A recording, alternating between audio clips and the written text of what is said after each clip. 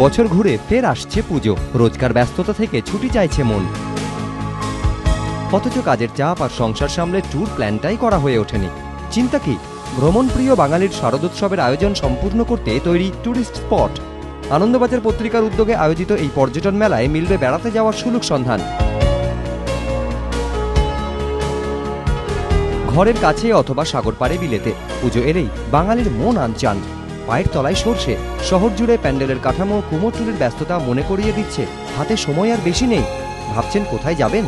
পাহাড় না সমুদ্র, নাকি মরুভূমির সূর্যাস্ত? মুশকিল আসানে হাজির ট্যুরিস্ট স্পট। শুক্রবার নেতাজি ইন্ডোরে এই পর্যটন মেলার উদ্বোধন করলেন অভিনেতা অর্জুন চক্রবর্তী। পুজোর সময় তো কলকাতা ছাড়তে ইচ্ছে করে না, কিন্তু তাছাড়া অন্যান্য সময় যখনই কাজের ফাঁকে ঠিক বাবার মতো ছুটি পেলেই বেরিয়ে পড়তে ইচ্ছে করে। সবসময় হয়ে ওঠে তা নয়, কিন্তু হলে তো ভালোই হয়। বিভিন্ন রাজ্যের পর্যটন বিভাগ থেকে বেসরকারি রয়েছে দেশি বিদেশি একাধিক ট্রাভেল এজেন্সি। ট্যুরিস্ট স্পটে এক ছাদের তলায় হাজির সবাই। রয়েছে মোট ১২৫টি সংস্থার ১৮০টি স্টল। নিশ্চিন্তে বেছে নিতে পারেন মনের মতো ছুটির প্যাকেজ। ছুটি নিয়ে ছুটোছুটি আর টেনশন এড়াতে চলে আসুন ট্যুরিস্ট স্পটে। মেলা চলবে রবিবার পর্যন্ত। পাশাপাশি উত্তরাখণ্ডে দুর্গতদের জন্য আপনার দানও পৌঁছে দিতে পারেন ট্যুরিস্ট স্পটের মাধ্যমে।